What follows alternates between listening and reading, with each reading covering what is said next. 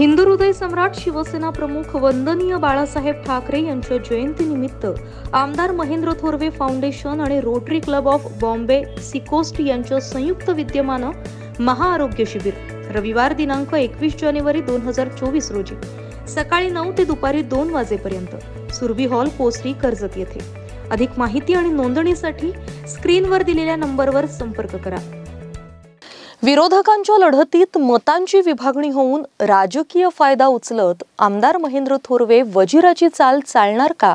तर हो, असं होऊ शकतं। सन 2024 ची कर्जत खालापूर विधानसभा निवडणूक विद्यमान आमदार महेंद्र थोरवे यांच्यासाठी रंगतदार आणि सोपी असल्याचं बोललं जातंय।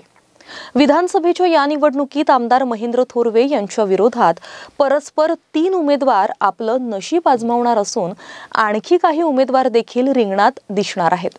परंतु यामध्ये मतांची विभागणी होणार असून याचा फायदा मात्र थोरवेंना सर्वाधिक होणार आहे हे निश्चित मानलं जातंय। दरम्यान थोरवे देखील विरोधी उमेदवारांच्या विरोधात निवडणुकीत सारख्या नावांचे उमेदवार उभे करून मतं फोडण्यासाठी वजिराची चाल खेळणार हे निश्चित आहे। 2024 ची कर्जत खालापूर विधानसभा निवडणूक ही मतदारांसाठी आणि निवडणुकीत उभे राहणाऱ्या उमेदवारांसाठी रंगतदार अशी समजली जाते।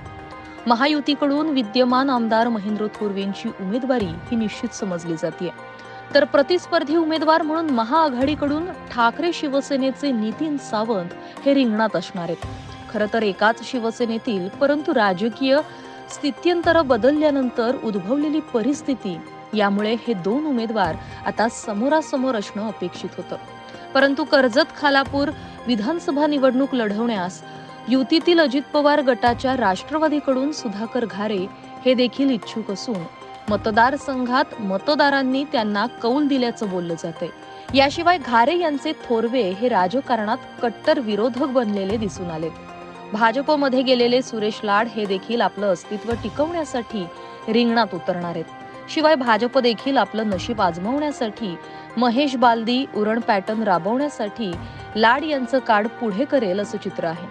दरम्यान या राजकीय घडामोडींमध्ये मात्र थोरवे यांच्या विरोधात लढणाऱ्या उमेदवारांची मतांची विभागणी होणार असल्यानं याचा सर्वाधिक फायदा सध्या तरी थोरवेंना होण्याची शक्यता नाकारता येत नाही।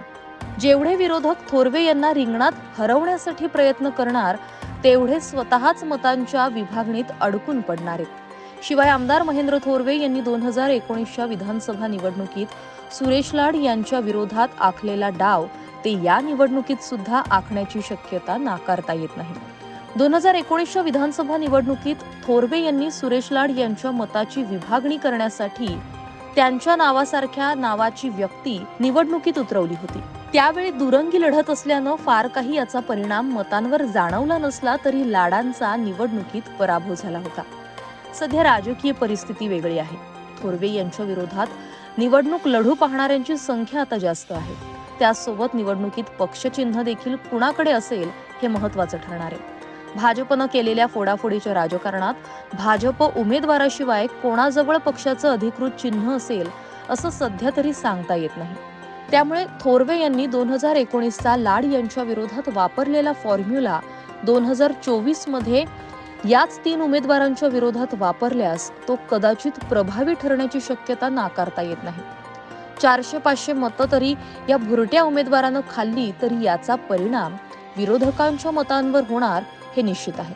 त्यामुळे कर्जत खालापूर विधानसभा निवडणुकीत जेवढे उमेदवार थोरवे यांच्या विरोधात तेवढी निवडणूक थोरवेंसाठी सोपी आणि रंगतदार होणार आहे।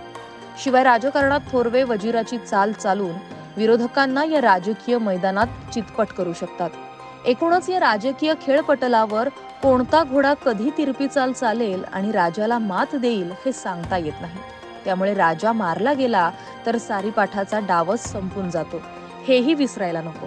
त्यामुळे राजानं आणि त्याच्या वजिरानं सावध पावलं उचलण्याची गरज आहे हेही तितकंच सत्य। महाराष्ट्र न्यूज 24 साठी अजय गायकवाड, कर्जत।